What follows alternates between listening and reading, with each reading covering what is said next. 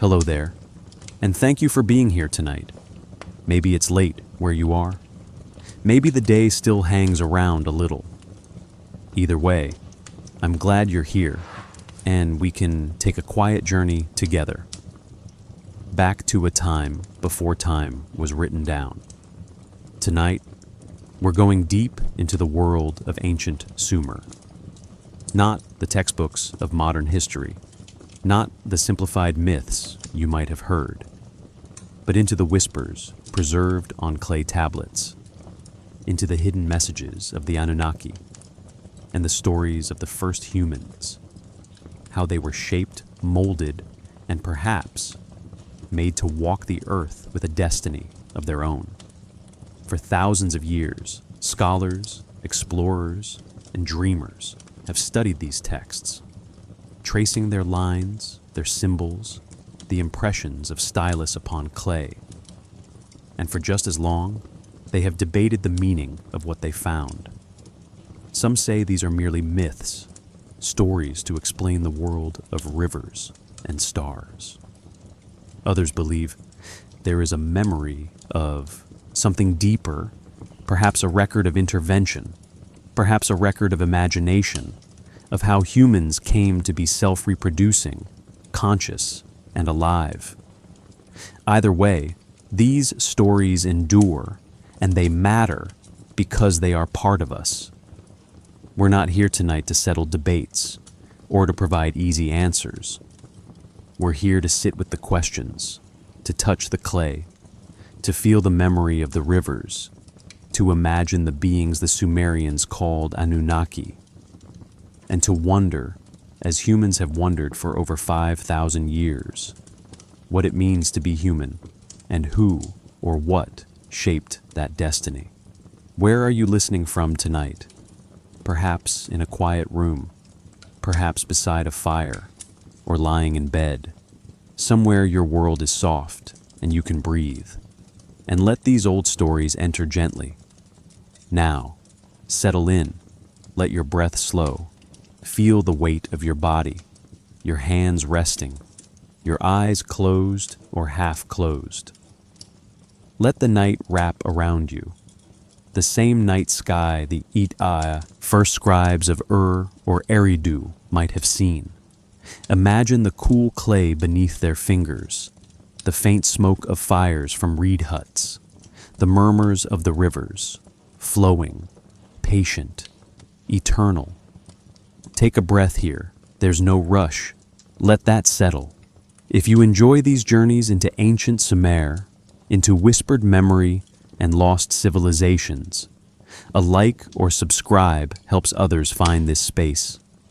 I appreciate it, truly, and I'm grateful you're listening.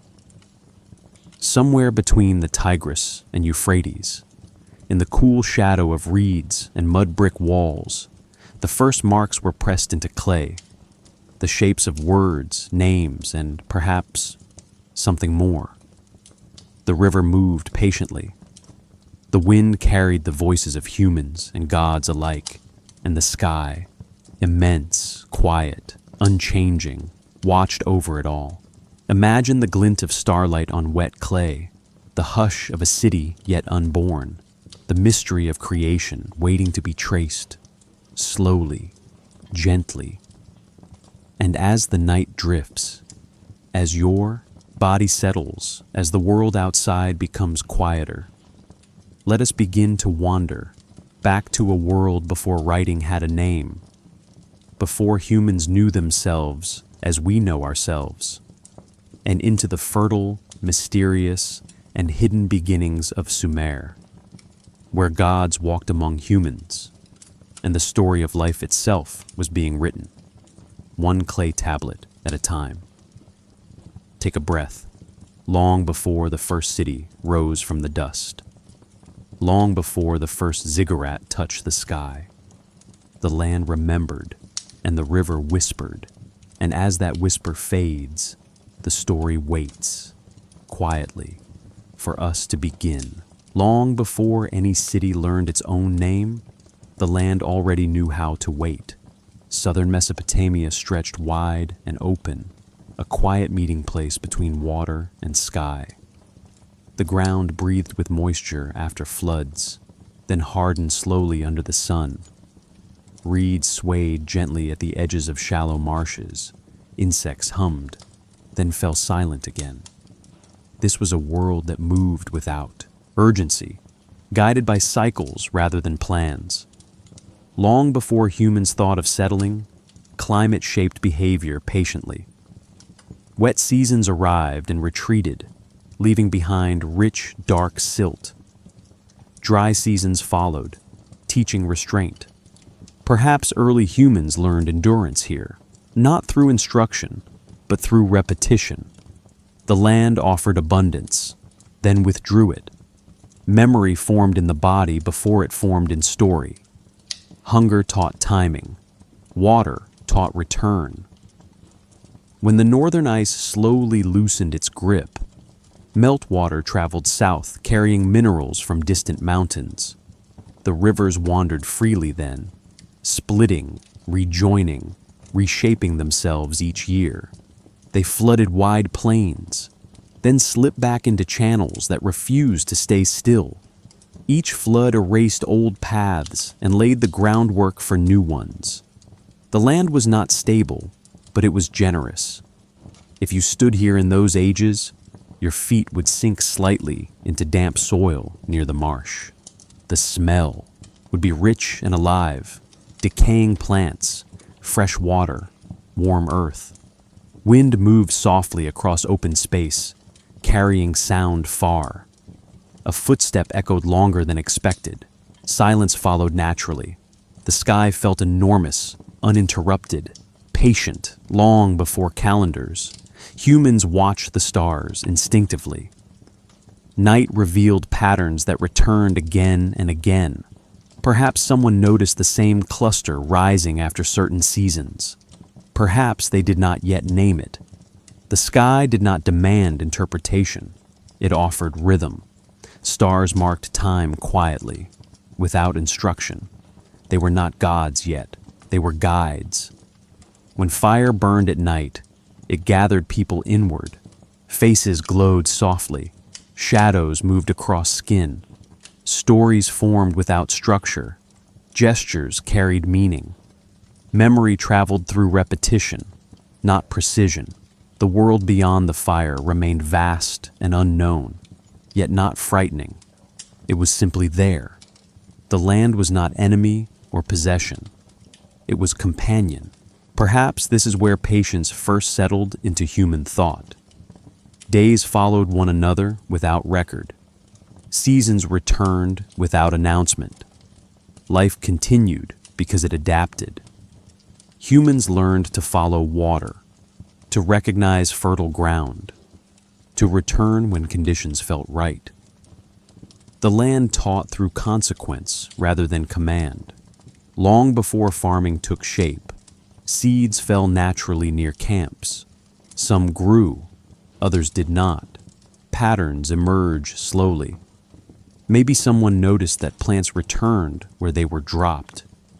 Maybe someone tried again deliberately. These moments were not revolutions. They were experiments repeated quietly. The future entered without ceremony. When rain arrived, it carried sound and smell together. The air cooled, dust darkened. The land responded immediately. Plants lifted, animals moved closer. People paused, then continued. Storms passed, silence returned. The cycle repeated, memory deepened. The land was not empty during these ages. It was full of motion, full of life, full of unseen preparation. Sediment layered itself year after year. Pressure built invisibly. The ground recorded every season even when humans could not. Stone remembered before writing ever would. Perhaps this is the first archive. Not words, but layers. Not stories, but depth. When night returned, stars sharpened in the dark sky. The Milky Way stretched faintly overhead. Firelight flickered low. Sleep came without planning. Dreams carried fragments of day into rest. Nothing asked to be permanent yet. Everything was provisional. Long before cities rose, the land practiced repetition, flood and retreat, growth and decay, presence and absence. These rhythms shaped thinking without language. Humans learned what could be trusted, not because it was fixed, but because it returned. The land between the rivers prepared itself slowly. It did not know what was coming. It did not need to. Rivers continued to move. Wind continued to smooth edges. Time continued its quiet work. Soon, very soon in the scale of deep time, humans would begin to linger longer. They would build lightly at first. They would return more often. Memory would concentrate. The forgotten world would begin to change, gently, without announcement, and beneath the same stars that still watch now, the stage was set. Long before the rivers were called anything at all, they already knew how to shape destiny. Water moved slowly across the plain, not in straight lines, but in wandering paths that shifted with every season. Channels formed, disappeared, then returned somewhere nearby. The land accepted this movement without resistance. It softened, then hardened again. It learned flexibility through repetition. Long before humans settled permanently, the rivers taught boundaries. They nourished, and they erased. One season they fed grasses and reeds. Another season they swallowed camps and paths. Perhaps this uncertainty planted early respect. Perhaps it taught humility. When forces larger than the body determined survival, explanation became comfort, observation became wisdom. If you stood near the water's edge at dawn, mist would rise slowly from its surface. The air would feel cool against skin. The smell of wet earth would linger. Birds called briefly, then fell silent. Light crept outward, revealing ripples moving steadily south. The river did not hurry. It did not wait. It simply continued. The climate here balanced generosity and severity. Summers stretched long and bright, heat pressing down without apology. Winters cooled the land just enough to rest it. Rain arrived without promise. When it came, life responded immediately. When it did not, patience became survival. The land taught timing better than instruction ever could. Long before maps, humans learned the subtle differences in ground, where soil held moisture longer, where it cracked quickly, where reeds cut skin, where fish gathered after floods. Knowledge accumulated quietly, carried in bodies rather than words.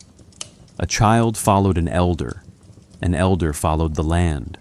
Memory traveled without record. The rivers carried more than water. They carried silt from distant mountains, ground slowly by time. Each flood laid down a thin layer of fertility. Dark soil settled across the plain. Over centuries, this repetition transformed the land into something inviting.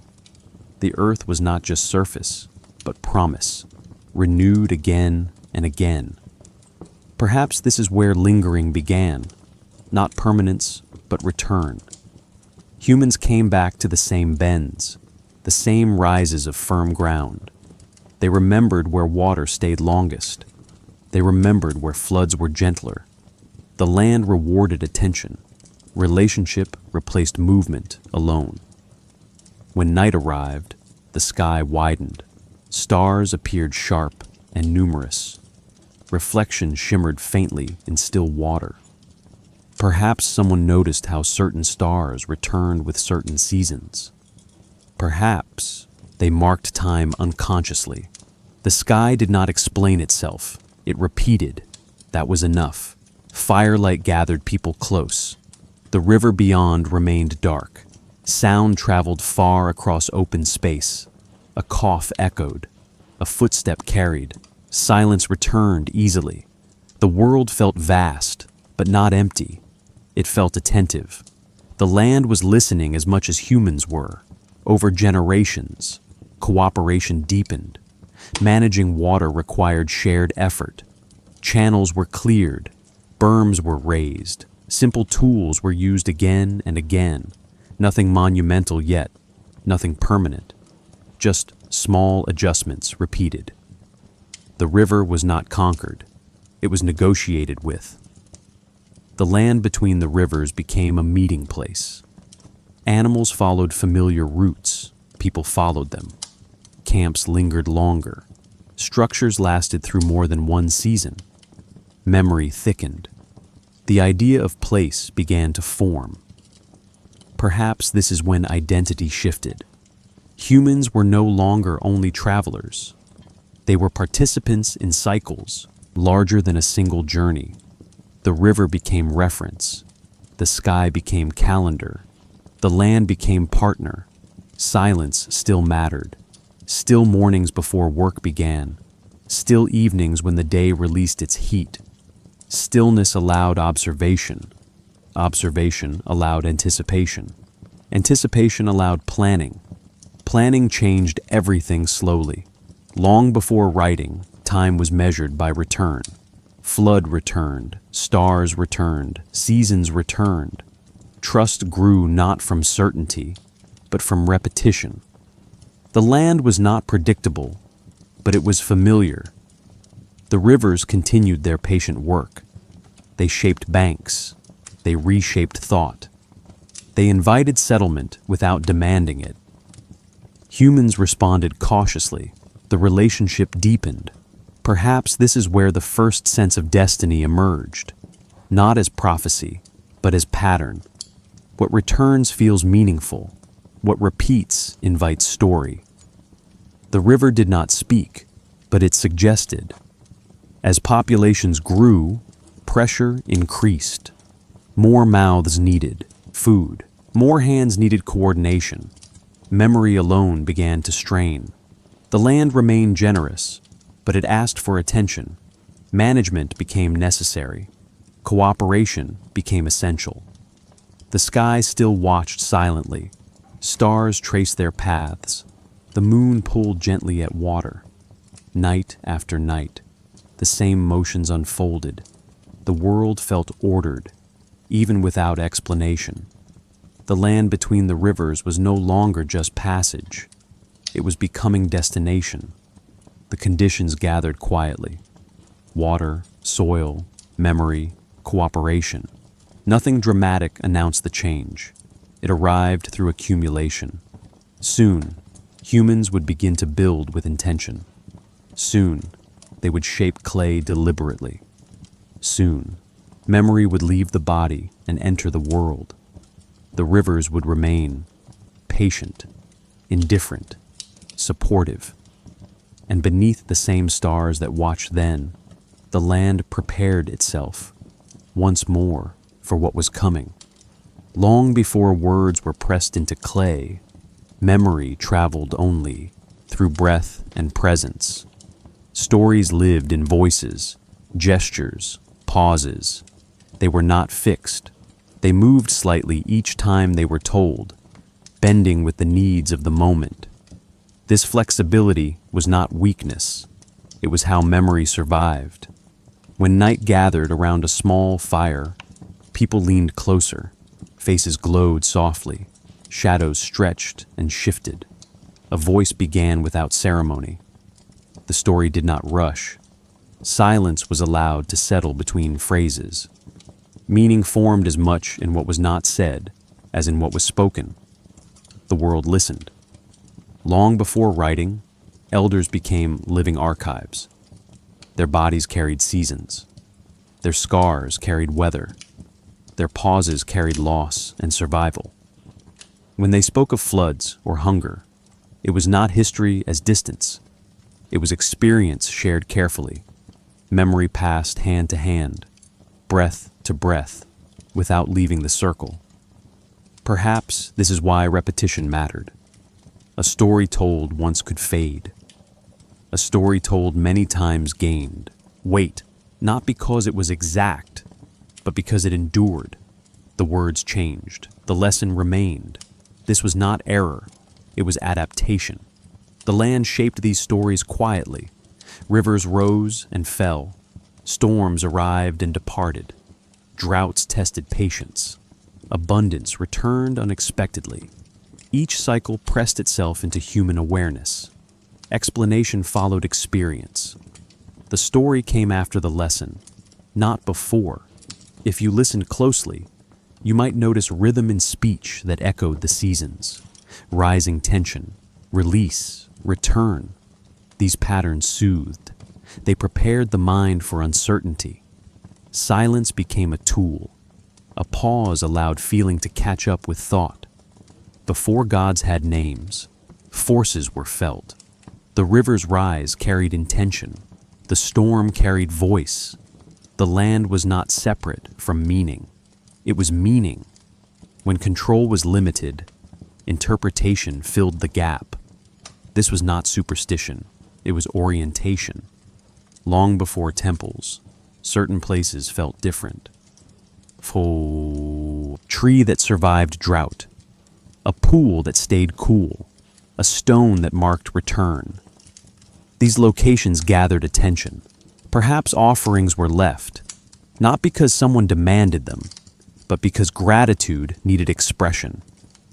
The object was not just object, it was focus. Night played its role too. The sky revealed patterns that returned again and again. Stars rose where they had risen before. The moon followed its familiar path. Perhaps someone noticed. Perhaps someone remembered. Time became visible without numbers. The sky did not explain. It demonstrated. Memory at this stage was communal. No one owned a story. Everyone carried part of it. The group corrected gently. Variation was expected. The truth was not in precision. It was in continuity. What survived mattered. Children learned by listening long before they learned by doing. They absorbed tone. They absorbed pause. They absorbed what was emphasized and what was left unsaid. Education was immersion. Knowledge entered slowly. Silence surrounded these exchanges. It was not absence. It was space. Space allowed memory to deepen. Space allowed emotion to settle. The world beyond the fire remained vast, but familiar. It did not need naming yet. Perhaps this is why myth later feels layered. Oral tradition stacked meaning rather than flattening it. A flood was never only water. A god was never only power. Symbols carried multiple truths at once. This complexity did not confuse. It supported. When populations grew, memory faced new strain. More people meant more names, more events, more obligations. Oral tradition stretched far, but it had limits, details blurred. Disagreements emerged. The need to fix something, anything, began to form. Still, the shift was not sudden. Writing did not arrive as solution. It arrived as supplement. Memory remained primary. Clay became support. The voice did not disappear. It adapted. Before the first tablet dried in the sun, people already understood that memory mattered. That forgetting carried risk. That continuity required effort. Writing would soon offer a new way to hold what breath could no longer carry alone. The transition was quiet. No announcement marked it. Someone pressed a sign into clay for a practical reason. Someone counted, someone marked. The story did not end. It changed form. The sky continued unchanged. Stars traced the same paths. The river continued its patient motion. The land remained responsive. Humans were the ones transforming slowly, without realizing how far the change would reach. Even now, when we read these ancient myths, we are listening to echoes of voices that never expected to be heard beyond their own circle. They spoke for those beside them, not for us, yet their words traveled anyway, carried by accident, by necessity, by care. Memory before myth was not simpler. It was more fluid. more human. It allowed contradiction to coexist. It allowed uncertainty to rest without resolution. This quality remains embedded in the stories even after writing fixes their form. Perhaps this is why these myths still feel alive. They were never meant to conclude. They were meant to continue. Each telling adjusted them. Each listener reshaped them. As writing takes hold, memory gains a new body. Clay begins to carry what voices once did alone. The story does not end. It deepens. The forgotten world steps quietly into permanence and prepares to speak. Long before the idea of a city fully formed, people began to stay, not suddenly, not decisively, but gradually, season by season. Shelters that once lasted weeks were repaired instead of abandoned. Walls were strengthened rather than left behind. Paths became familiar. The land noticed this change before humans named it. Footsteps repeated, ground hardened. Memory began to anchor itself in place. When archaeologists look back at this moment, they do not find a single beginning. They find layers. Beneath later structures, earlier floors appear. Beneath those, traces of hearths, post holes, compacted earth. Each layer represents return rather than invention. The city was not born in a moment. It accumulated quietly. By around 4000 BCE, places like Eridu and Uruk show clear signs of permanence. Mud brick walls appear in repeated patterns. Buildings cluster together rather than standing alone. Storage areas suggest planning beyond immediate need. Evidence points to cooperation extending across families. The city was not just shelter, it was agreement.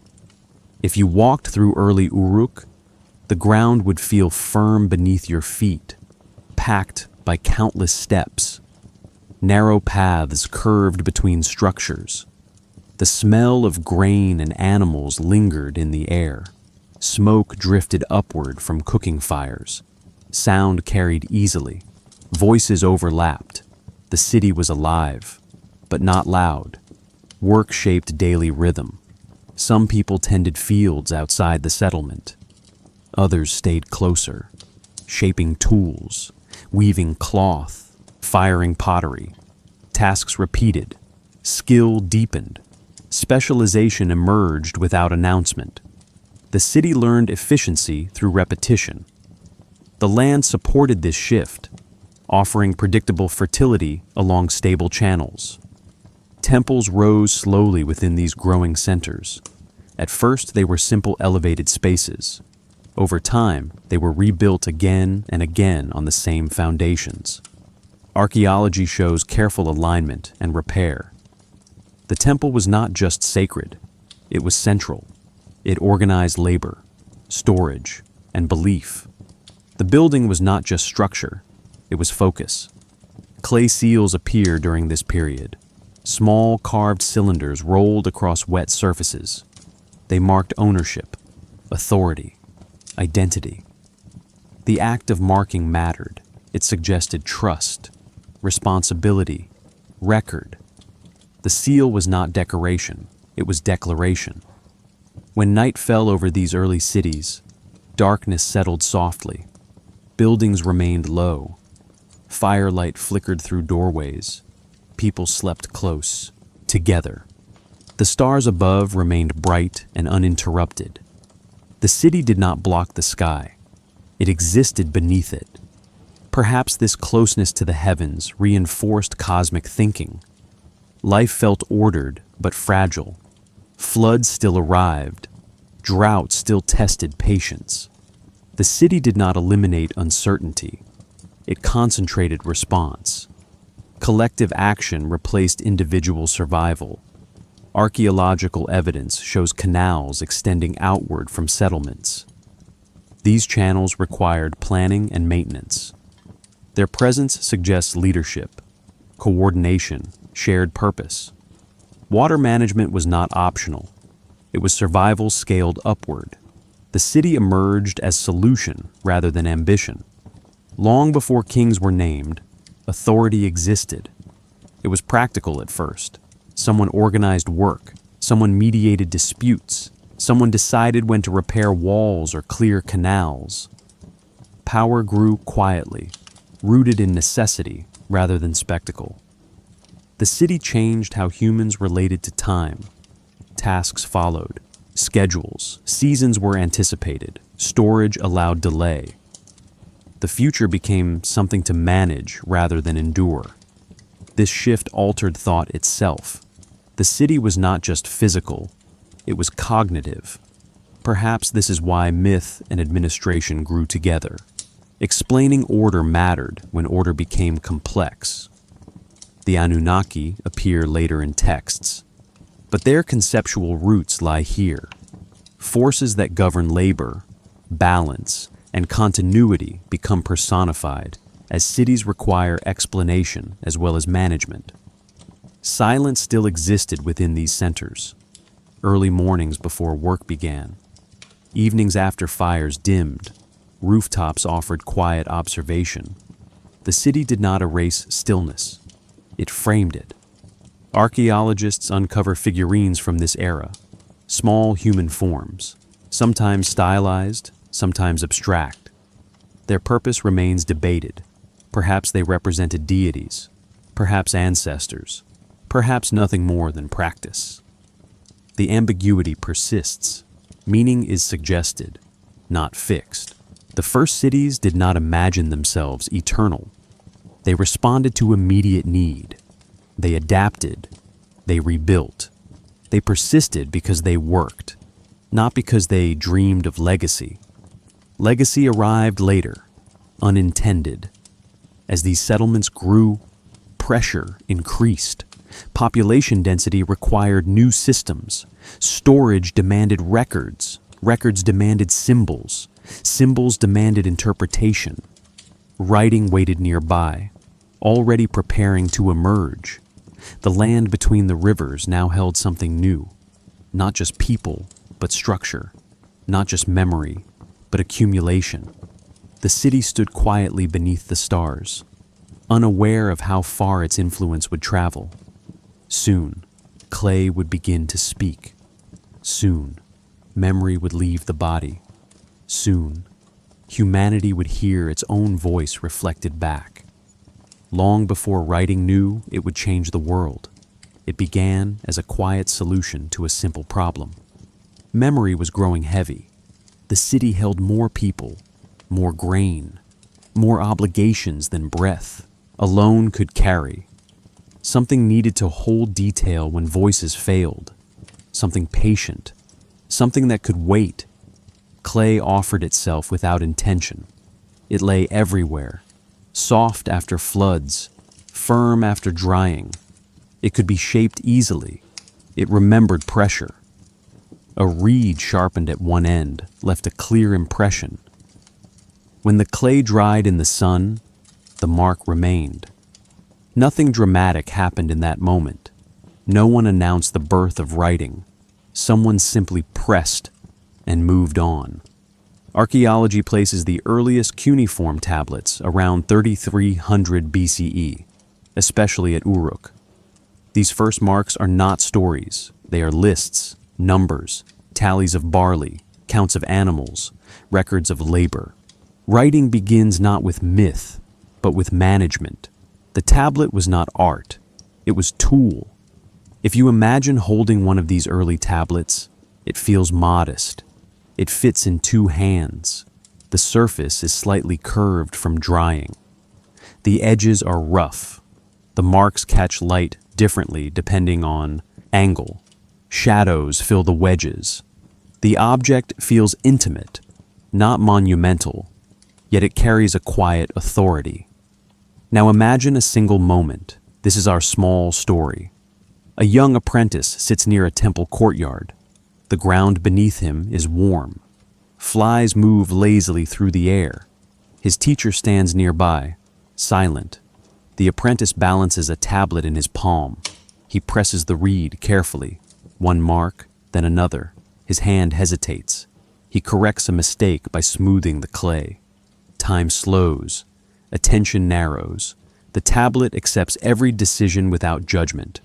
When the tablet is complete, it is set aside to dry. That is all. The apprentice rises. The day continues. No one treats the object as extraordinary. It is simply useful. This is the beginning. Years pass. Centuries pass. Walls collapse. Roofs fall inward. The tablet disappears beneath debris. Dust settles. Pressure builds. Silence thickens. The city changes above it, then fades.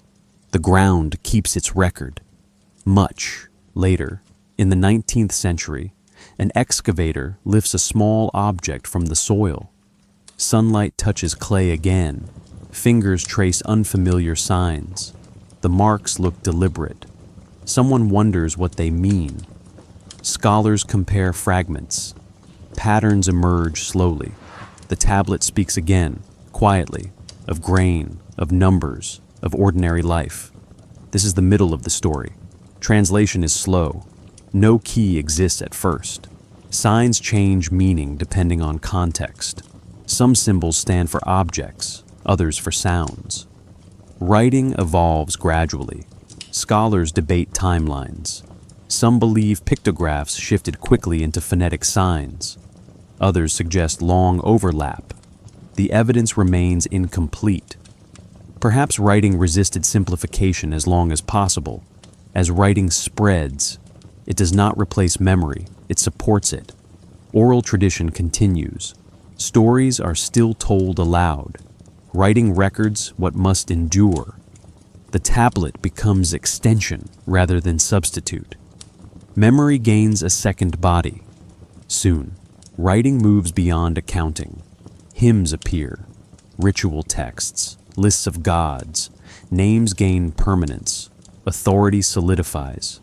The written word acquires weight. What is written feels harder to challenge. The tablet was not just clay, but power. Silence accompanies this shift. Writing requires stillness. The scribe sits apart. Focus deepens. The act feels solemn. Errors matter. A mistaken sign alters meaning. Correction leaves trace. Clay remembers even mistakes. This awareness shapes care. Perhaps this is why myth changes once written. Fluid stories harden. Contradictions remain, but less easily adjusted. The written word freezes a version, not truth itself. This is both preservation and limitation. Archaeologists uncover thousands of tablets from different periods. Many remain untranslated. Many are broken. Gaps interrupt sentences. Context disappears. Scholars reconstruct cautiously. Others speculate freely.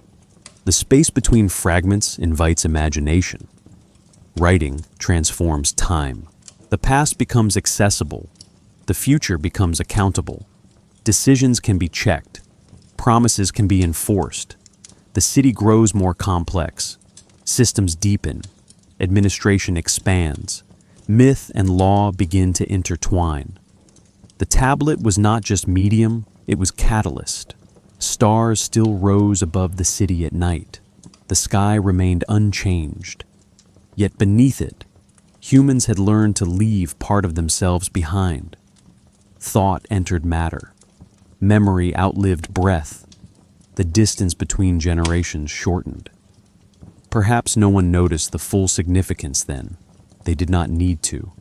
The change worked quietly. That was enough. As writing settled into daily life, it prepared space for something larger. Stories once spoken freely would soon be fixed. Gods once implied would soon be named. Origins once felt would soon be written. The clay waited patiently. The reed waited patiently. Humanity was learning how to remember itself. Soon, the first divine narratives would take shape. Soon, the Anunnaki would appear in written form. Soon, the story would begin to look back at its own beginning. When divine names first appear in writing, they do not arrive with thunder. They enter quietly, as part of lists, hymns, invocations. Among these names, the Anunnaki take shape slowly. Their presence feels formal, measured, administrative rather than dramatic. They are not described as creators in the modern sense. They are organizers, overseers, holders of order. In Sumerian language, the term Anunnaki suggests lineage, those of princely descent, those connected to authority. Scholars debate the exact meaning. Some believe the word emphasizes divine ancestry. Others focus on its function, a collective rather than individuals. The ambiguity remains. The tablets do not clarify. They assume understanding that time has taken away. Early references place the Anunnaki within a structured cosmos.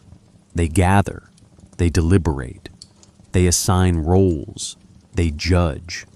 This is not chaos, myth. It is bureaucracy, myth. The gods mirror the city that imagines them. Perhaps this is no accident. When society becomes organized, divinity follows. If you read these texts slowly, the tone feels restrained. There is reverence, but little spectacle. Power is implied through responsibility rather than force. The Anunnaki were not just powerful, they were necessary. Without them, order would dissolve. The myth reflects a world that values balance over drama. Archaeologists uncover these references on tablets from cities like Nippur, written centuries after the earliest administrative texts. The myths appear once writing has matured, once language can carry abstraction.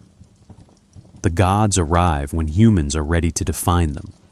Writing does not create belief, but it shapes how belief is expressed. Some passages describe humans being created to relieve the gods of labor. Clay is mixed, essence is added, life begins. Mainstream scholarship reads this as metaphor. Humans, formed from earth, bound to work, sustaining the system that sustains them. The language is poetic, symbolic, grounded in agricultural reality. Others pause at these same lines. They notice specificity, process, intervention. They wonder if myth preserves memory of change rather than explanation alone. Perhaps it encodes social upheaval. Perhaps it reflects the shock of settled life replacing mobility. Or perhaps it records nothing more than imagination responding to complexity. The tablets do not choose for us. We may never know how ancient listeners understood these stories. Did they hear metaphor? Did they hear instruction? Did they hear history? Or did they simply accept them as orientation, a way to live comfortably within uncertainty? Writing preserves the words, not the listening. If you imagine a scribe copying one of these myths, the room is quiet. Light enters from a doorway. Dust floats gently. Each sign is pressed carefully. Errors are smoothed away. The act feels deliberate, sacred, not because of fear, but because of responsibility. The story matters because it holds order together. The Anunnaki appear alongside other divine figures, Enlil, Enki, Inanna. Their relationships are defined. Their roles overlap. Conflict exists, but within structure. Even divine disagreement is regulated. This is not wild mythology. It is disciplined imagination. Stars still appear above the city at night. The sky remains constant. Yet now, humans have names for forces that connect earth and heaven. The Anunnaki become a way of thinking about hierarchy, obligation, origin. They are not distant aliens in these texts. They are not machines. They are ideas given form. Alternative interpretations emerge much later, long after the tablets are written. Modern readers bring modern questions. Could these beings represent something else? Could myth preserve memory of intervention? Archaeology does not support literal readings, but it does not erase curiosity either. Curiosity persists because the language allows it. Perhaps that is the strength of these myths. They do not collapse into one meaning. They remain open. They invite reflection rather than obedience. The Anunnaki were not just gods, but mirrors. They reflect how humans understood power, work, and responsibility at the time. Silence surrounds these texts now. Museums hold tablets behind glass. Scholars study them under bright light. The clay remains quiet. It does not argue. It does not explain. It simply holds what was pressed into it. Fragments complicate everything. Many tablets are broken. Lines end abruptly. Context is missing. Scholars reconstruct cautiously. Others imagine boldly. Both approaches reveal something human. We want coherence. We want origin stories to feel intentional. We want our beginnings to matter. Perhaps the Anunnaki mattered because they provided that feeling. They placed humanity within a larger framework. Humans were not random. They were part of a system, created, assigned, necessary. This idea can comfort. It can also constrain. Both possibilities exist together. We may never know how literal these stories were meant to be. We may never know how belief shifted across generations. We may never know which parts were questioned privately and which were accepted publicly. Writing does not preserve doubt. It preserves form. What remains is influence. These myths shape later cultures. Akkadian, Babylonian, Assyrian traditions carry echoes. Names change, roles adjust. The Anunnaki persist in altered form. Memory adapts. As we stand here, listening across time, we can feel both distance and familiarity. The questions asked then are not so different from those asked now. Who shaped us? Why we work? How order holds? What watches from above? The Anunnaki do not answer these questions. They frame them. And as we move forward into the height of Sumerian civilization, we will see how these ideas settled into daily life, ritual, and belief, shaping a world that believed itself aligned with both earth and sky. When Sumerian civilization reaches its quiet height, the world feels arranged, not rigid, not frozen, but held together through careful repetition. Streets follow familiar paths. Canals guide water where it is needed. Temples rise slightly above everything else, not towering, but steady. The city breathes with rhythm rather than urgency. Order feels lived in, not imposed. Imagine standing at the edge of a courtyard just after sunrise. The ground is cool beneath bare feet. The air carries the smell of bread baking somewhere nearby. Voices greet one another softly. Doors open. Animals stir. Nothing dramatic announces the day. It begins because it always has. This is the golden age, not as spectacle, but as balance. Daily life unfolds within known patterns. Farmers leave the city early, walking toward irrigated fields with tools balanced across shoulders. Artisans remain behind, shaping copper, weaving cloth, firing pottery in low kilns that glow through the night. Scribes take their places in shaded corners, tablets resting in their palms. The city functions because each role repeats reliably. The system holds because people trust it. The temple sits at the center of this order, not only spiritually, but practically. Grain is stored there. Labor is organized there. Offerings arrive daily. Priests move slowly through routines learned over years. Words are recited with care. These acts are not performances meant to impress. They are maintenance. The ritual was not just devotion, but alignment. In Sumerian thought, the Anunnaki preside over this alignment. They do not hover dramatically. They govern quietly. Their stories reflect the city's own structure. Hierarchy feels natural. Responsibility flows downward. Humans serve, and through service, the world remains balanced. The myth was not separate from life. It explained it. Technological achievement here is refined rather than explosive. Canals are engineered with gentle slopes. Gates control flow. Fields receive water evenly. These systems require constant attention. Neglect brings consequence. Knowledge is practical, transmitted through observation and repetition rather than instruction alone. Astronomical awareness deepens during this period. The sky is watched carefully. Certain stars mark seasonal change. The moon guides ritual timing. The heavens become reference rather than mystery. The stars were not just above, but involved. They participated in order.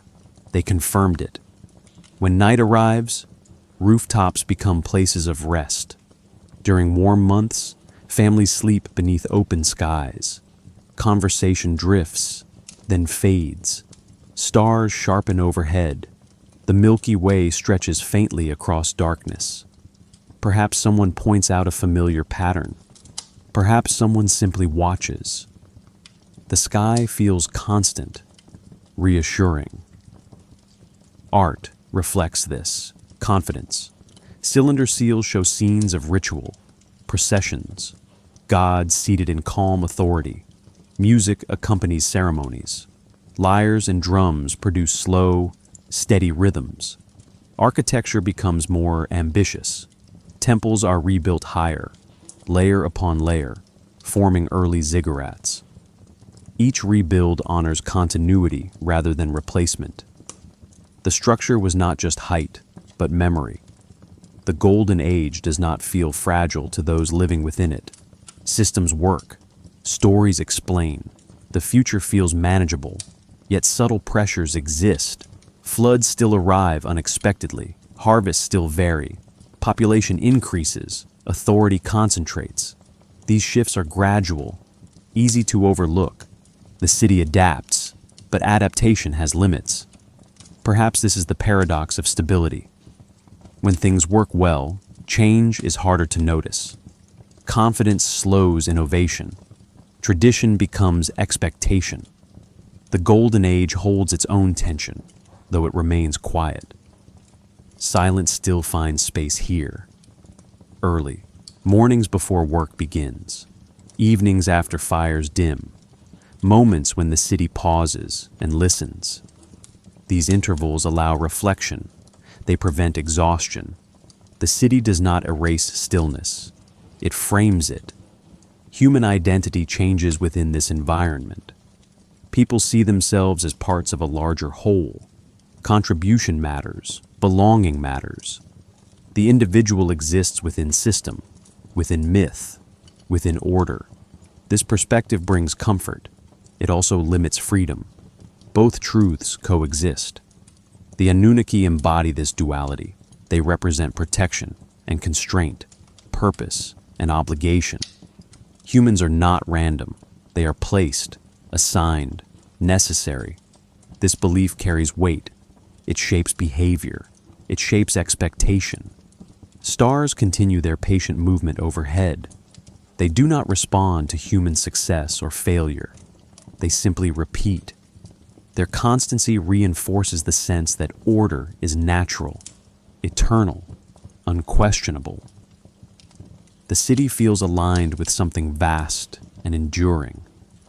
Yet, beneath this alignment, hidden currents move.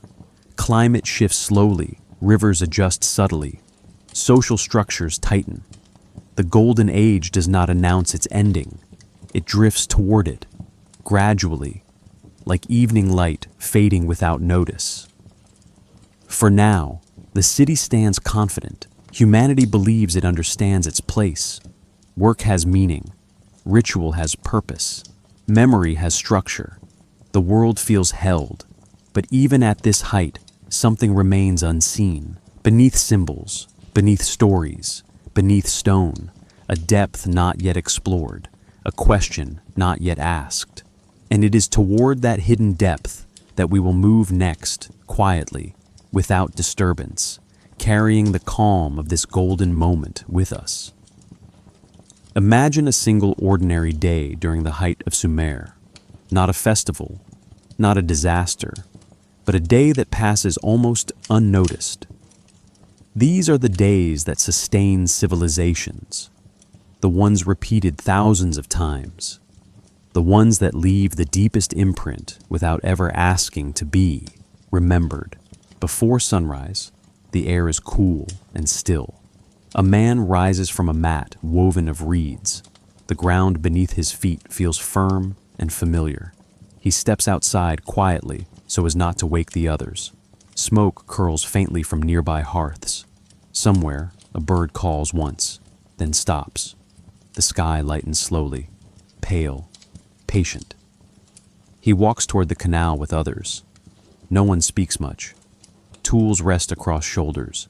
Feet follow paths worn smooth by repetition. Water glimmers faintly ahead. The smell of damp earth rises as the day begins.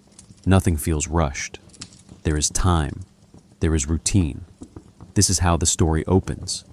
The fields lie just beyond the city edge. Barley stands tall, heavy with grain. Irrigation channels guide water carefully. He bends, checks soil with his fingers, feels moisture where it should be.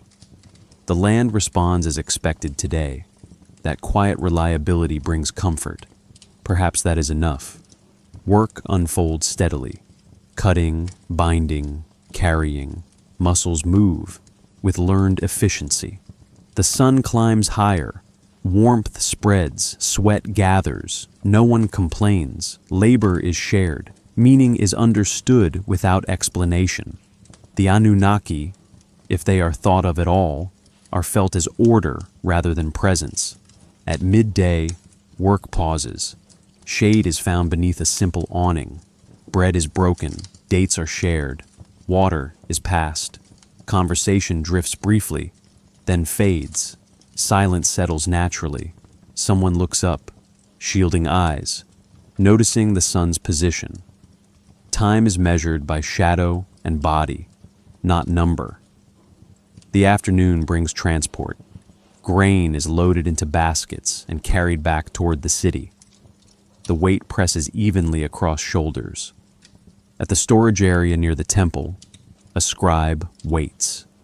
He sits with a tablet resting in his palm. The worker watches as marks are pressed into clay. Each impression records effort. The number matters. The record lasts. This moment feels different. Labor becomes memory. What was done now exists beyond the body. The tablet will dry. The count will endure. The worker does not question this. He accepts it. The system holds because it is trusted. As evening approaches, the city softens. Heat releases its grip. Walls cool. Smoke thickens in the air. He returns home. Dust is washed from hands. Food is prepared. Family gathers. Small stories are exchanged. Laughter rises briefly, then quiet returns. Night arrives without announcement. The city dims. Firelight flickers behind doorways. Rooftops fill with sleepers seeking cooler air. The man lies back, arms folded loosely, eyes open. Above him, stars emerge. The sky is clear. Familiar patterns appear. The same stars his father watched. The same stars his children will know. Perhaps he wonders what they mean. Perhaps he does not. Perhaps it is enough that they return. The Milky Way stretches faintly overhead, a pale river of light. He listens to distant water moving through canals. The sound is steady, reassuring. Order continues. Even in darkness, sleep comes gently. This is the end of the day. This is the end of the story. Nothing remarkable has occurred. No king has spoken. No god has appeared. Yet everything necessary has happened. Work was done. Food was gathered. Records were kept. Relationships were maintained. The system held. Multiply this day by thousands, by generations, by centuries. This repetition builds a civilization more reliably than any single event. The Golden Age is not spectacle, it is continuity. Archaeology uncovers traces of these lives indirectly. Tools worn smooth, storage rooms rebuilt, tablets stacked and discarded. The evidence is quiet. It does not name individuals. It records patterns. Some scholars believe this daily rhythm explains the power of Sumerian myth. Gods reflect systems that already work. The Anunnaki embody order because order is experienced daily. Myth follows life rather than leads it. Others suggest the stories shape behavior by reinforcing expectation. Humans work because gods demand it. The distinction may not matter. Experience and explanation reinforce each other. Stars still mark time. Seasons still return. The day described here could belong to many centuries. Change arrives slowly, almost invisibly. We may never know the thoughts of the man beneath the stars. We may never know whether he questioned his role. Writing preserves numbers, not doubt. The silence around his inner life remains, yet his existence matters. Without days like this, nothing grand endures. The Golden Age rests on ordinary repetition, on people who did not expect to be remembered.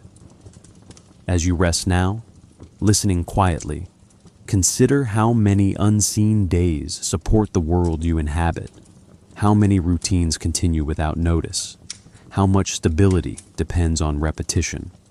The stars above you remain, the rhythm continues, and beneath that steady sky, another day in Sumer ends, quietly, completely, and without asking to be known. When belief settles fully into default to be daily structure, it no longer needs to announce itself. It moves quietly through systems, through schedules, through expectations learned early and rarely questioned. In Sumer, the gods do not interrupt life. They are woven into it. They walk through canals, through storehouses, through calendars, invisible yet assumed. Imagine a festival day unfolding without urgency. The city wakes with familiarity rather than excitement. People know where to go. They know what to bring. Grain is measured, oil is poured. Music begins slowly. Drums sound low and steady. The rhythm does not overwhelm. It guides. The temple becomes a center of gravity. Offerings arrive in sequence. Priests move with practiced calm. Words are recited that have been spoken many times before. Their power lies not in novelty, but in continuity. The ritual was not just devotion, but reassurance. It confirms that the system still holds. Astronomical knowledge supports this confidence. Priests watch the sky carefully from rooftops and courtyards. They note the return of certain stars. They track the moon's phases. These observations guide ritual timing and agricultural planning. The sky becomes a calendar written in light. The stars were not just distant, they participated. Architecture reflects this cosmic order. Temples are aligned deliberately. Rebuilds follow earlier foundations exactly. Each layer honors what came before. Height accumulates through patience rather than ambition. The structure grows because it is rebuilt, not because it reaches. Memory stacks upward. Art carries symbolism quietly. Cylinder seals depict processions, seated gods, flowing water, ladders between realms. These images repeat. Their repetition teaches. A seal rolled across clay leaves the same scene again and again. Meaning enters through familiarity. The image was not just picture, it was reminder. Music shapes atmosphere. Lyres and flutes produce measured tones. Drums set pace. Sound fills space, without demanding attention. The rhythm mirrors labor rhythms. Work and worship echo each other. The boundary between sacred and practical blurs naturally. The Anunnaki appear within this system as stabilizers. They are not chaotic forces. They are administrators of balance. Their myths describe meetings, decisions, assignments. These stories feel recognizable to a society that organizes labor and resources daily. The gods reflect what humans already know. Perhaps belief feels strongest when it matches experience. When systems function, gods seem present. When crops grow, order feels justified. Myth and reality reinforce one another gently. Yet even in this alignment, subtle strains appear. Record-keeping grows more complex. Authority concentrates around temples and officials. Some voices gain more weight than others. The system requires maintenance. Without it, imbalance threatens. Astronomical observation deepens further. Planets are distinguished from fixed stars. Their wandering paths are noted. Time is divided more carefully. The sky becomes precise without losing mystery. Humans feel synchronized with something vast and enduring. Night remains important. After festivals end, after fires dim, rooftops return to quiet observation. Stars shine steadily. Silence returns. The city rests. Stillness offers contrast to structure. Without pause, order would exhaust itself. Philosophically, this moment is delicate. When a society believes itself aligned with cosmic order, questioning feels unnecessary. Tradition becomes authority. Innovation slows, stability hardens. The golden age rests comfortably, but it also resists change. Perhaps this is how decline begins, not through collapse, but through rigidity. When systems work too well, adaptation becomes difficult. Climate shifts slowly, rivers adjust subtly, social pressure builds quietly. The signs do not announce themselves. The gods continue their roles. Rituals continue. Records continue. The system does not fail suddenly. It persists, even as conditions change. We see this pattern repeated elsewhere in history. When belief and structure align tightly, societies flourish and then struggle to adjust. The lesson appears again and again, though rarely noticed in the moment. Silence holds space for this truth. The ancient world did not fear stillness. It allowed reflection, even if it did not always act on it. The presence of quiet prevented panic. It softened transitions. Stars continue their patient paths overhead. They do not confirm or deny human belief. They simply repeat. Their indifference is gentle. It reminds without judgment. The Anunnaki, walking through systems rather than skies, embody this moment perfectly. They are not external invaders. They are internal frameworks. They give shape to responsibility, to labor, to expectation. Whether they were believed literally or symbolically may not matter. What matters is how effectively they organize life. Myth here functions as infrastructure. As we move deeper into this civilization, we begin to sense what lies beneath the order. Hidden tensions, unseen adjustments, questions not yet asked. The system continues, calm, confident, unaware that change approaches not as disaster, but as shift. And beneath the surface of the golden age, dimensions remain unseen, waiting quietly to be noticed. When a civilization reaches what later generations call its height, it rarely recognizes the moment. Life feels normal, systems work, days follow one another without interruption. In Sumer, this sense of normalcy settles deeply. The city functions smoothly. The fields produce. The gods are honored. Nothing feels urgent. And yet, depth gathers beneath the surface. Imagine walking through the city at midday. Sunlight reflects softly from plastered walls. Shadows shorten. The sound of water moving through canals remains steady. People pass one another with familiarity. There is no sense of drama. Success does not announce itself. It simply continues. Knowledge flows efficiently now. Apprentices learn from masters. Scribes train scribes. Ritual specialists pass words exactly as they were taught.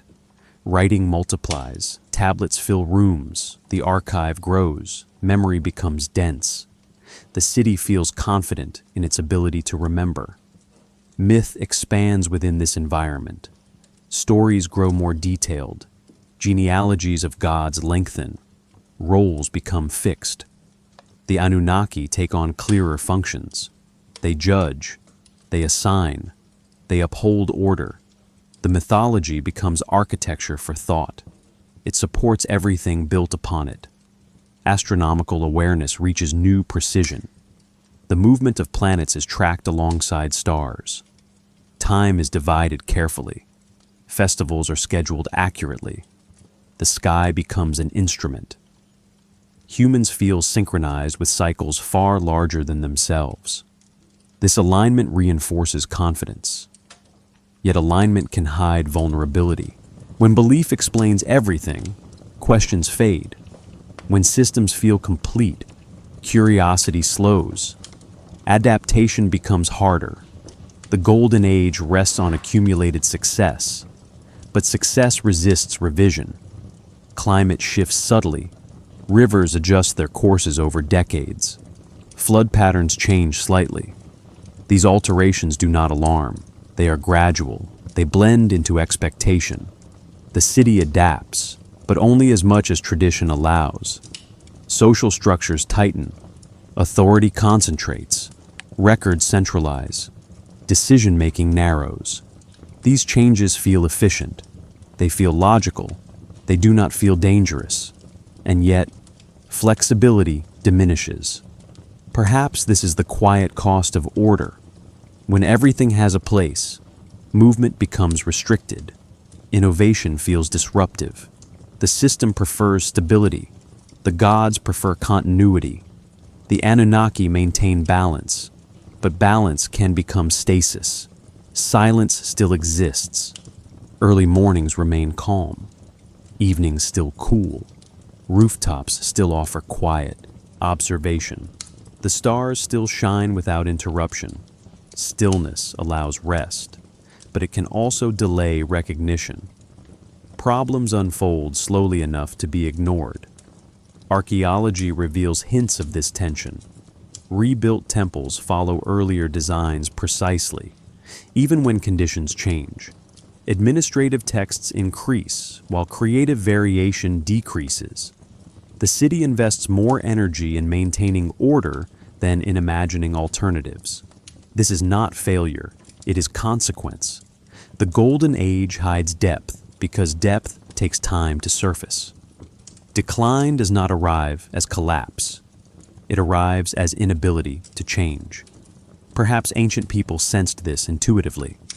Flood myths appear during later periods. Stories of divine dissatisfaction emerge. These narratives may reflect environmental stress, social strain, or psychological unease. Myth begins to process what administration cannot. The Anunnaki remain present, but their tone shifts. They judge more. They intervene more.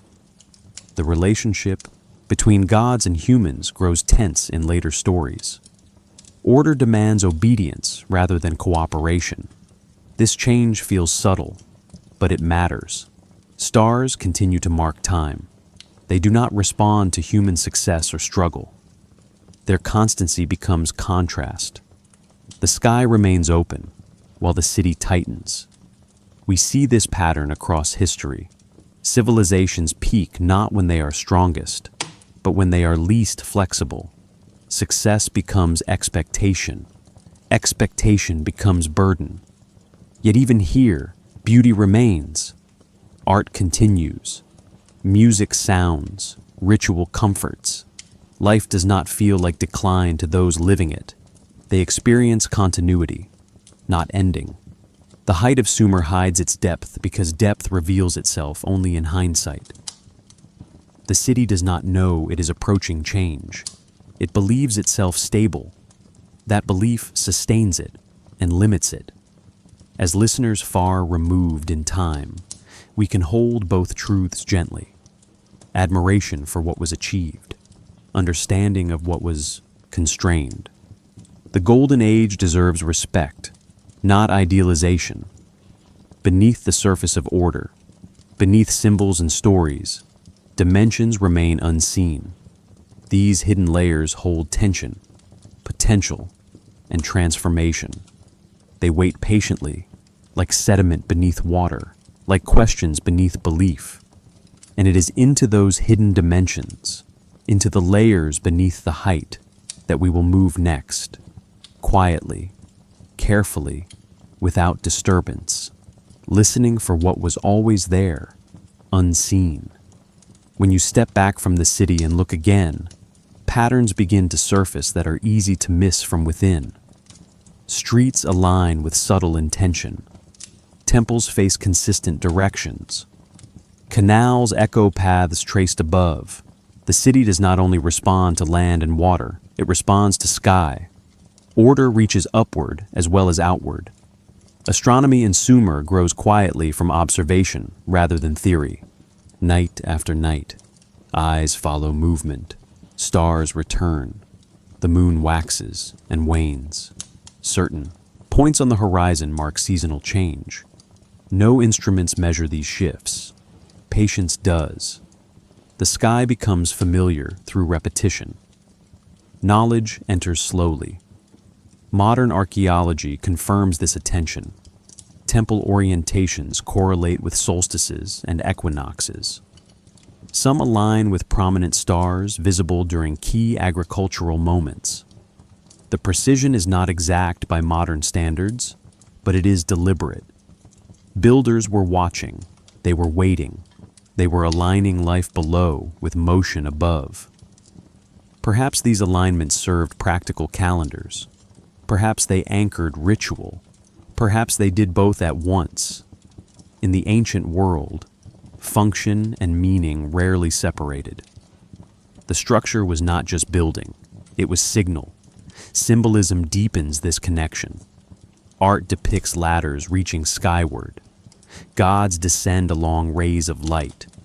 Mountains appear where plains dominate. These images repeat across seals and reliefs. The repetition matters, meaning enters through familiarity rather than explanation. Beneath temples, earlier foundations remain. Excavation reveals layers stacked carefully atop one another. Each rebuild respects what came before. Height accumulates not through ambition, but through continuity. The structure grows by remembering itself. Perhaps elevation brought ritual closer to sky, or perhaps it honored ancestry. The evidence allows both readings. Some construction techniques remain quietly impressive. Massive mud brick platforms support enormous weight. Drainage systems protect foundations from flood damage. Labor is coordinated across large populations. No written manuals survive. Knowledge transfers through practice. What looks lost may simply be undocumented. Silence surrounds these achievements. Builders work without ceremony. Observers watch without commentary. Night skies are measured without announcement.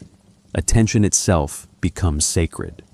The hidden dimension of Sumerian life is not spectacle, but patience.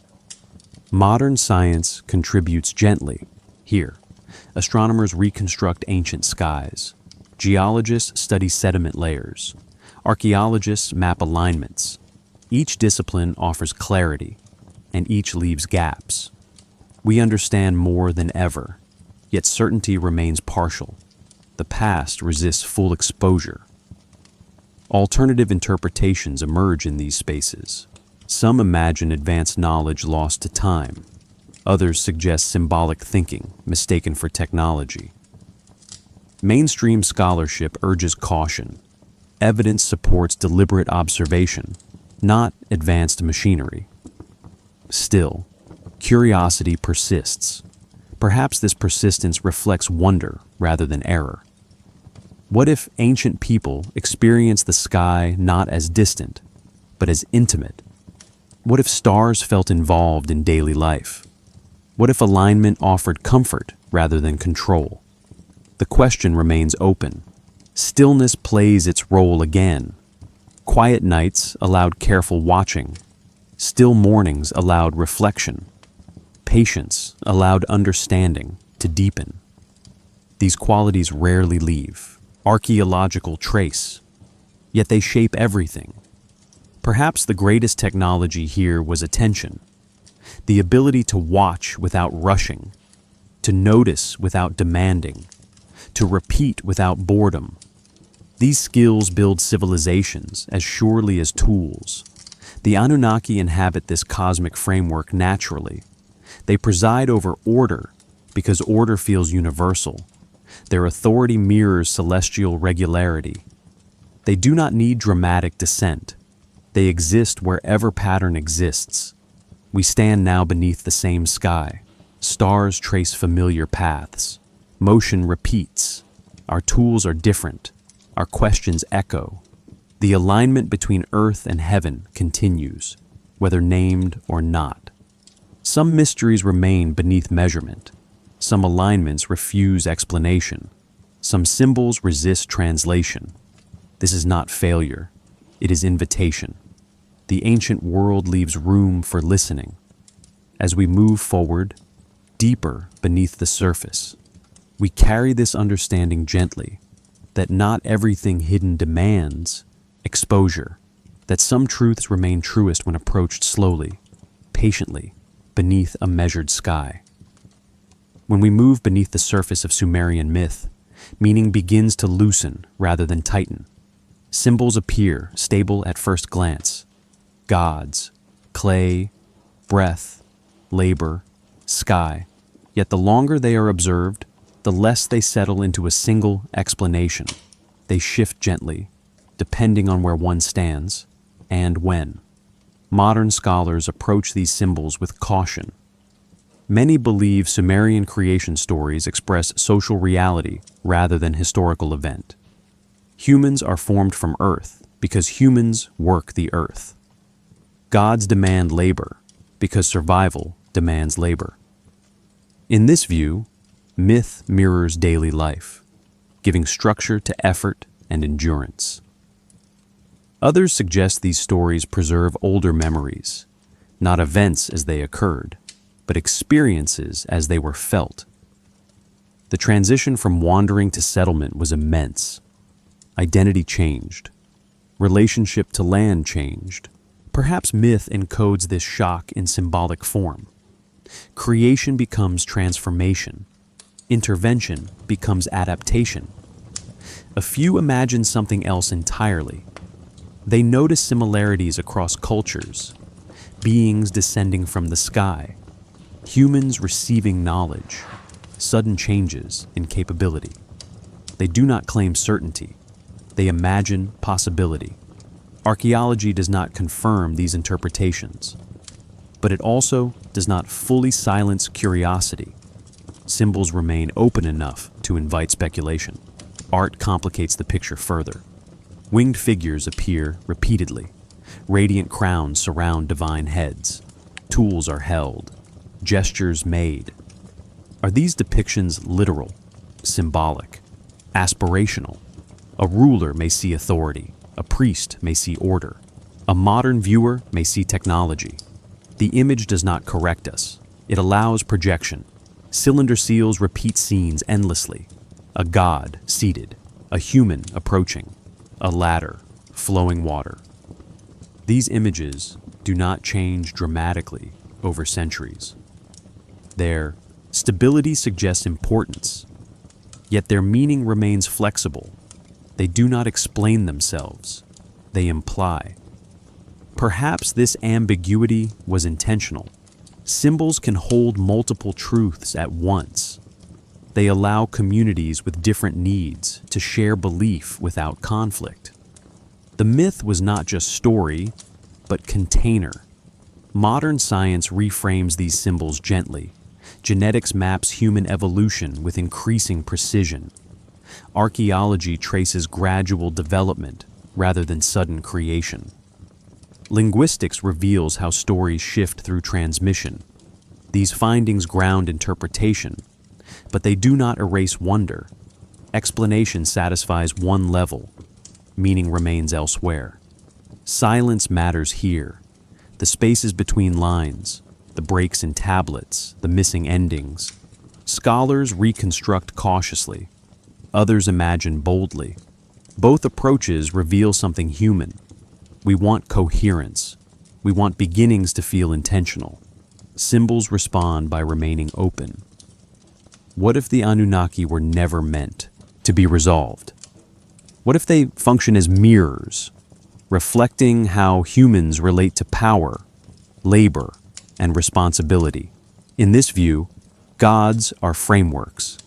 They help societies think about themselves without direct confrontation.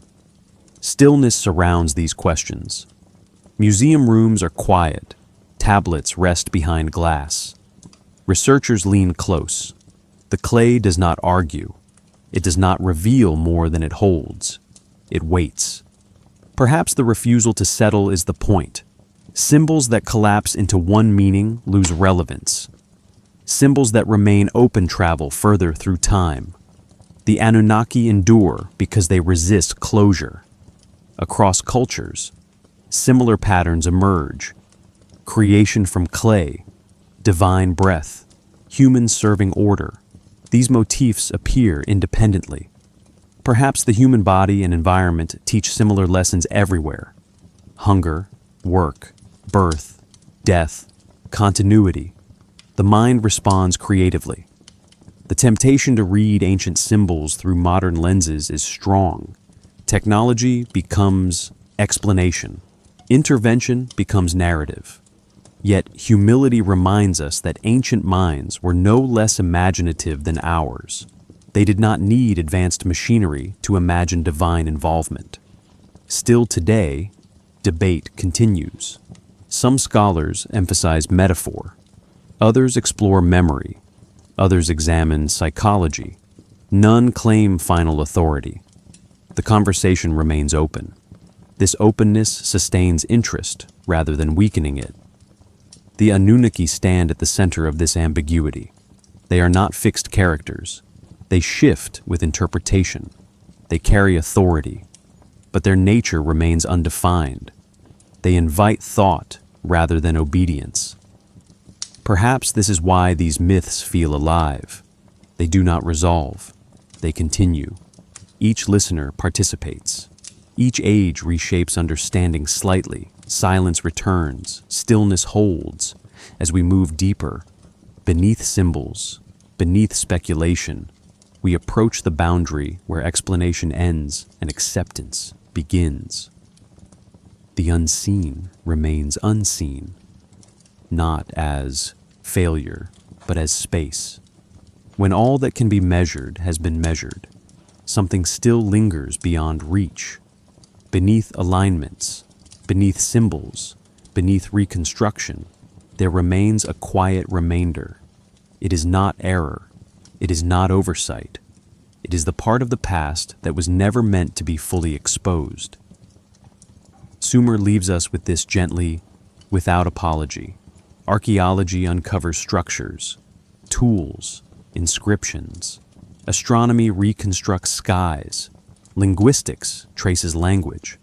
Each discipline illuminates something real, yet none can fully recover intention. Why a ritual mattered, why a symbol endured, why certain stories were repeated while others faded. Evidence describes what happened, meaning resists capture. Perhaps this is because ancient life was lived more than explained. Many truths were assumed. Shared understanding did not require documentation. Ritual knowledge may have been guarded. Interpretation may have been contextual. What was obvious to those living then may feel opaque now. Silence fills the gap, beneath temples, beneath rebuilt platforms. Earlier layers rest undisturbed. Excavations reveal foundations that were never meant to be seen again. Builders sealed them deliberately.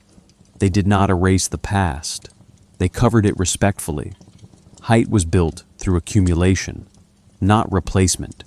Memory was layered, not discarded. What was hidden mattered as much as what was visible. The unseen supported the seen. Foundations carried weight quietly. This physical reality mirrors symbolic life. Meaning often lay beneath ritual rather than within it. The act mattered more than explanation. Modern science uncovers drainage channels beneath sacred spaces, storage networks beneath homes, planning beneath apparent simplicity. Each discovery reveals sophistication, yet also restraint. The Sumerians did not display complexity for its own sake. They used what worked. They refined rather than replaced. Alternative interpretations find space here. Some imagine lost technologies. Others imagine forgotten knowledge. Mainstream scholarship points instead to patience, skill, repetition. What looks advanced may simply be sustained attention over generations. What seems mysterious may be underestimated labor. Still, mystery remains. Some construction techniques lack clear explanation. Some alignments exceed practical necessity. Some myths preserve details that feel oddly specific. Evidence does not force one answer. It allows many. Perhaps the desire to uncover everything misunderstands the nature of the past. Ancient societies did not seek transparency. They valued continuity. Certain knowledge was not for everyone. Some truths were experiential rather than verbal. Silence was part of structure. When archaeologists pause at the end of the day, tools laid aside, trenches quiet, light fading, the ground remains unchanged. It does not rush to reveal itself. It has waited thousands of years already. It can wait longer. This patience is instructive. Stillness plays a role again. Quiet nights, unmoving stars, time stretches. The absence of answer becomes calming rather than frustrating. We begin to listen differently. Perhaps the Anunnaki themselves belong partly to this unseen dimension. Not fully gods, not fully metaphors, but frameworks that held meaning without demanding precision. They organized thought. They explained obligation. They linked labor to cosmos. Their power lay in usefulness rather than definition. What remains unseen is not empty. It is full of implication. It invites humility. It reminds us that knowledge is partial by nature. The ancient world understood this intuitively. It did not expect completion. We carry different expectations now. We seek closure. We want final answers. Yet when we approach the past with those demands, we miss its tone. Sumer speaks softly. It does not resolve. It endures. Stars still rise above the land once called Mesopotamia. Rivers still move, though redirected. Wind still shapes dust. The unseen continues its work quietly. Not everything important leaves trace.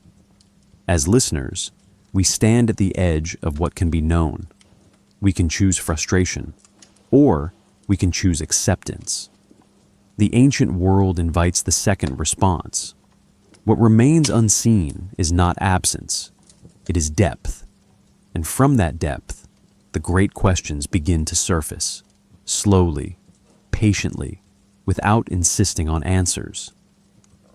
When the conversation turns toward beginnings, voices tend to soften. Origins carry a particular gravity, not because they can be proven, but because they frame everything that follows. In Sumerian myth, The question of how humans came to be is never casual. It is deliberate, careful, and deeply tied to purpose. Some scholars believe these stories reflect social reality more than history. In this reading, humans are shaped from clay because humans work the land. They are created to labor because labor sustains the city. The gods require service because the system requires participation. Creation myth becomes social explanation. It tells people why life feels the way it does. Others suggest these myths preserve emotional memory rather than literal fact. The transition from wandering to settlement changed everything. Bodies worked differently. Time felt different. Responsibility deepened. Perhaps these stories encode that transformation. Creation becomes metaphor for adaptation. Intervention becomes symbol for change imposed by circumstance. A few imagine something more literal. They pause at the language of modification, of beings gathering, deciding, shaping. They notice similar motifs in other ancient cultures. They wonder if myth preserves memory of intervention rather than invention. They do not claim certainty. They hold possibility gently. Archaeology does not support these readings directly, yet it cannot fully dismiss curiosity either. We may never know how ancient listeners understood these stories. Did they hear allegory? Did they hear instruction? Did they hear history? Or did they hear reassurance? Writing preserves words, not reception. The silence around belief remains. When Sumerian texts describe humans being made self-sustaining, capable of reproduction, capable of continuity, they speak to a deep concern: survival beyond one generation, memory beyond one life. The anxiety is universal. The response is mythic. Perhaps the Anunnaki represent forces that made continuity possible, not external engineers, but frameworks, systems, conditions, agriculture, cooperation, knowledge. When these elements came together, humanity changed. Myth gives that change a face. Other scholars connect these stories to environmental stress, floods, droughts, population pressure, moments when survival felt threatened. In such times, origin stories gain urgency. They explain why effort is required, why obedience matters, why order must be maintained. Across cultures, similar themes emerge: creation from earth, divine breath, humans serving cosmic balance. These patterns appear independently. Perhaps the human condition generates similar stories wherever people settle and work land. The body and environment teach the same lessons repeatedly.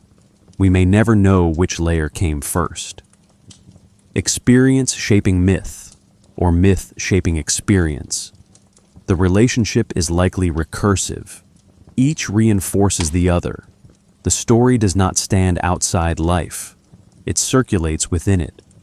Philosophically, each interpretation carries implication. If creation myths are metaphor, they reveal human creativity and resilience. If they preserve memory, they suggest continuity deeper than we can trace. If they hint at intervention, they challenge assumptions of isolation. None of these possibilities negate the others. They coexist. Perhaps the need to choose one answer reflects modern discomfort with ambiguity. Ancient societies tolerated uncertainty differently.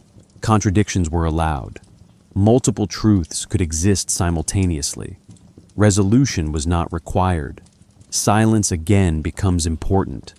The gaps between tablets, the missing lines, the broken endings. These absences prevent finality. They protect mystery. They keep the story alive. We may never know why certain symbols endured while others faded. We may never know which interpretations ancient people favored. We may never know how belief shifted over centuries. Writing slows change, but it does not stop it. What we do know is that these questions mattered. They were written down. They were preserved. They were copied. Someone cared enough to hold them. When modern readers encounter these myths, they bring their own questions about technology, about consciousness, about origin. The texts respond by remaining open. They do not confirm. They do not deny. They invite reflection. Perhaps this is the greatest gift of origin stories. Not answers, but orientation. They give people a place to stand while looking backward and forward at once. They connect labor to cosmos, effort to meaning. The Anunnaki stand within this function. They are not just characters. They are explanatory tools. They make sense of obligation. They link human work to universal order. Whether believed literally or symbolically, they organize thought. We may never know what truly happened at the beginning, but perhaps knowing is not the point. Perhaps the act of asking is what matters. Asking binds generations together. It creates continuity of curiosity. As we sit with this question, allow it to remain open. No pressure to resolve. No need to conclude. The ancient world did not hurry here. Neither should we. The question of origins remains calm, patient, waiting. Exact word count, 1,050. When questions remain unanswered for long enough, they begin to change character. They soften. They lose urgency. They become companions rather than problems. In the ancient world, this relationship with uncertainty felt natural. Sumerian myths did not insist on final explanations. They offered orientation instead. Some scholars believe this tolerance for ambiguity was intentional. A society dependent on rivers that could not be controlled learned to live with unpredictability. Floods arrived without warning. Droughts lingered without apology. Certainty would have been dishonest. Flexibility became wisdom. Others suggest myth functioned as a container for multiple meanings at once. A story could explain labor. It could justify hierarchy. It could comfort loss. It could inspire awe. These layers did not compete. They coexisted. Meaning was not reduced to one function. When modern readers seek definitive answers, frustration can arise. We want to know whether the Anunnaki were symbolic or literal, whether creation stories describe metaphor or memory, whether intervention occurred or imagination flourished. The texts respond by remaining open. They do not resolve. They endure. Perhaps the endurance itself is the answer. Stories that close too tightly cannot travel far. Stories that remain open adapt. They survive translation. They survive reinterpretation. They survive forgetting and rediscovery. We may never know how ancient Sumerians debated these ideas among themselves. Did doubt exist? Did disagreement surface? Writing preserves assertion more than hesitation. Silence fills the rest. Across cultures, similar mysteries persist. Stone circles whose purpose remains uncertain. Pyramids whose construction still invites wonder. Calendars carved into rock whose meanings shift with perspective. Humanity repeats this pattern. We build, we explain, we question, we accept not knowing. Philosophically, uncertainty carries value. It prevents arrogance. It invites listening. It reminds us that knowledge has limits. The ancient world lived close to those limits daily. Survival required humility. Perhaps the Anunnaki function best within this frame, not as beings to be defined, but as symbols that hold tension. They represent order and obligation. They explain continuity without exhausting meaning. They remain useful because they are unfinished. We may never know what the first storyteller intended. We may never know how belief shifted over generations. We may never know which interpretation feels closest to truth. And yet, the absence of certainty does not weaken the story. It strengthens it. When you allow mystery to remain, the mind relaxes. There is no pressure to decide. Reflection replaces argument. Curiosity replaces conclusion. This state feels restful. It mirrors the pace of the ancient world. Stars still move above us. Rivers still reshape land. Time still accumulates quietly. The largest forces remain beyond control. Acceptance brings calm. Perhaps the value of these myths lies not in answers, but in permission. Permission to wonder without resolution. Permission to hold multiple possibilities. Permission to rest within uncertainty. As we approach the legacy of these stories, carry this understanding gently, that mystery itself can be sustaining, that not knowing is not failure, it is continuity. Exact word count, 1 to 300. When Sumer fades as a living civilization, it does not disappear. Memory rarely vanishes completely. It shifts form. It moves into new voices. Stories once spoken beside rivers travel forward into Akkadian and Babylonian traditions. Names change, roles adjust, patterns remain, knowledge survives through repetition. Oral tradition carries what writing cannot. Even when cities fall, people remember what mattered. Flood stories persist. Creation stories adapt. The Anunnaki reappear under new titles. Memory reshapes itself to fit new contexts. Then comes silence. Centuries pass. Sand rises. Walls collapse inward. The land grows quiet again. Even now, beneath modern ground, layers of ancient cities remain intact. The stars above remain unchanged. The rivers shift course but continue flowing. Memory sleeps. Rediscovery arrives slowly. In the 19th century, excavators dig into mounds without knowing what lies beneath. They expect treasure. They find language. Clay tablets emerge covered in unfamiliar signs. Scholars spend decades learning how to listen. Translation proceeds patiently. Meaning returns piece by piece. Even now, new tablets are uncovered. New interpretations emerge. Old assumptions soften. The past does not return whole. It reveals itself gradually. Each discovery adds texture rather than finality. Modern tools extend this process. Satellite imaging reveals buried outlines. Carbon dating refines timelines. Linguistics clarifies nuance. Still today, questions remain. Certainty remains partial. This cycle repeats across civilizations. Rise, flourish, decline, forgetting, rediscovery. Each generation believes it sees clearly until the next one adjusts the view. Remembering and forgetting balance one another.